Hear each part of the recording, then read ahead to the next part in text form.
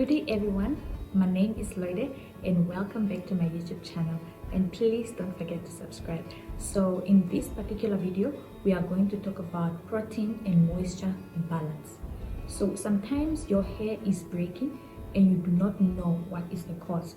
Is it maybe because you are over moisturizing your hair, or your hair lacks protein? So you need to strike a balance between the two, because too much of each of them is not good for your hair. So let's start with protein. Protein is good for your hair because it strengthens your hair, and when it strengthens your hair, that means it reduces the breakage. So if your hair is strong, it's not easy for it to break, rather, and also it repairs the damage caused by chemicals that comes from the relaxers. So the signs that you might have a protein overload, that means you have too much protein in your hair. It could be that your hair is too brittle.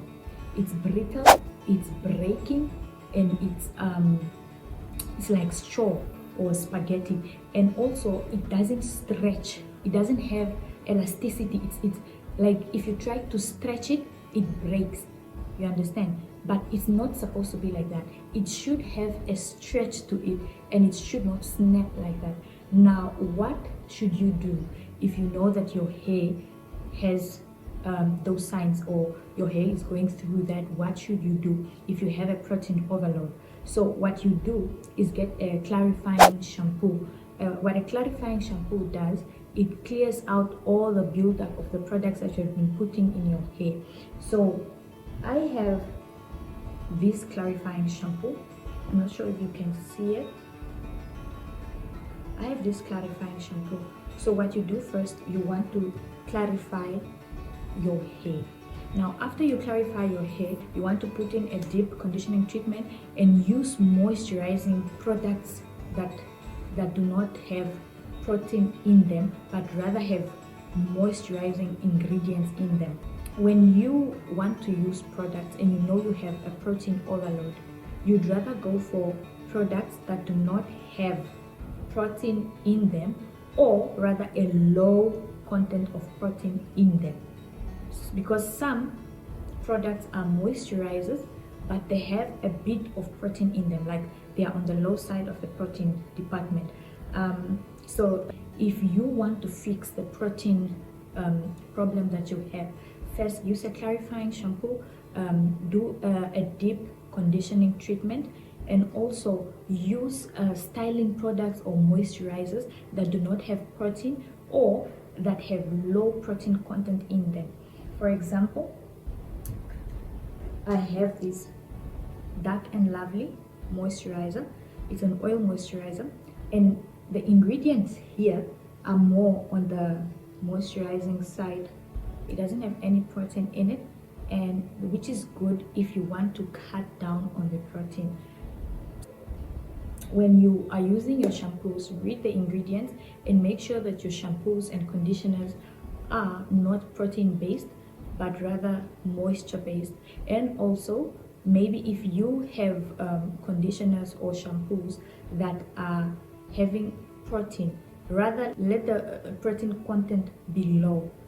So use either leave-in conditioners that do not have protein at all, or they must have low content of protein. I want to talk about moisture. Moisture is when your hair is hydrated. Your hair is thirsty, now you want to hydrate it. What do you use? You moisturize your hair. Now, moisture makes the hair smooth and silky. But then again, if you over moisturize your hair, it will be too soft, it will be too stretchy. You understand? You know, when you cook spaghetti, if you overcook it, it will become mushy. You understand? It will become so mushy, it won't hold a curl. Your hair, even if you try to style it or shape it with a curl, the curl will be so loose because your hair is too soft. Hence it will also break because it's too soft. You try combing the hair is too soft and it breaks. So what do you need? You need protein. Remember, you need to strike a balance between your moisture and your protein. Now, I know it's a bit hard sometimes to strike a balance, But remember, you don't want too soft hair or you don't want too strong hair, because this one is too strong that it breaks, it snaps, it doesn't stretch. Now this one that is full of moisture is too soft and it overstretches and it still breaks in the end. So now you want to balance the two. You want to balance the protein and the moisture. So now what do you do when your hair is over moisturized? Like I said, if your hair is too mushy, it's too soft, it stretches too much, doesn't hold a curl, that means your hair is over moisturized. What do you do? First, you still use a clarifying shampoo to clean out the build up of products in your hair. And then what do? You do a protein treatment. Why? Because if the hair is too soft and you want to strengthen it. Now when you want to strengthen it, you add protein in your hair. Now get a protein treatment. You can get like a coconut protein pack. I'm not sure if you can see. There are so many products that you can use for a protein treatment. You can also use rice water. Rice water has amino acids, and these acids also strengthen your hair, and that is what you want because your hair is too soft, it's over moisturized. After you do the protein treatment, then you use more products that have proteins. Cut down on the moisture based products and increase your protein based products. Now maybe you have shampoos or conditioners or leave-in conditioners that are protein based. Those products are the ones that you are supposed to use. Cut down on the moisture based products and use more of the protein based products. If you want to use protein based because your hair is over moisturized, you look for ingredients that are protein based. And if you have protein overload, you use products that have moisture in them and moisture ingredients. Sometimes you might be confused on which products are more moisture based and which products are more protein based. So what would help you in that is know the ingredients of the products. There are some ingredients that are protein based and there are some other ingredients that are moisture based. So for the ingredients that are protein based, you will find ingredients such as quinoa, rice, oat, silk, keratin, peptides, amino acids, wheat, corn, and you always find a word that starts with hydrolyzed soy protein, hydrolyzed something. That would mean that the product is protein based. Now for moisture based, you will find ingredients such as oils. It could be jojoba oil, it could be coconut oil, olive oil, and you also find fatty alcohols that would read as cetearyl or cetearyl. And then you'll find butter, you'll find shea butter, you'll find propylene glycol, you'll find glycerin, panthenol, honey, or alum. I'm going to list down for you some ingredients that you have to look out for, so that when you're going into the shops to get your products, know which products you would need and which products you already have on your shelf, so that you'll be able to strike a balance between moisture and protein. So I've made a list of the protein and moisture ingredients, and these are some of the ingredients that you can look out for when you're going shopping for your hair products. So I've highlighted the protein ingredients in red and then highlighted the moisture ingredients in blue.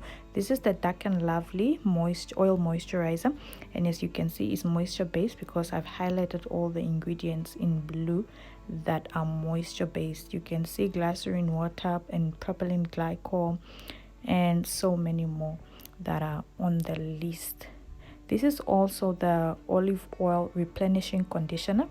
It has both the ingredients that are moisture based and protein based, but I want to let you know in on something. If you want to know the content of protein in a product, you check whether it's on top of the list of the ingredients or at the bottom. If it's on top of the ingredient, it means it has a high content of protein. If it's on the lower list, if it's on the lower part of the list, it means there's low content of protein.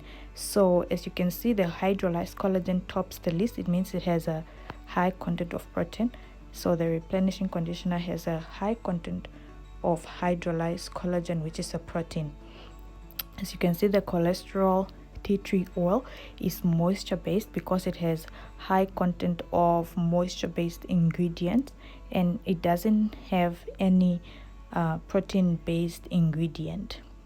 You can see water, propylene glycol, and this is also a leave-in conditioner. So this leave-in conditioner has both ingredients. It has both the protein and the moisture based ingredient. So you can see the protein ingredients is in the middle, so meaning it has a medium content of protein.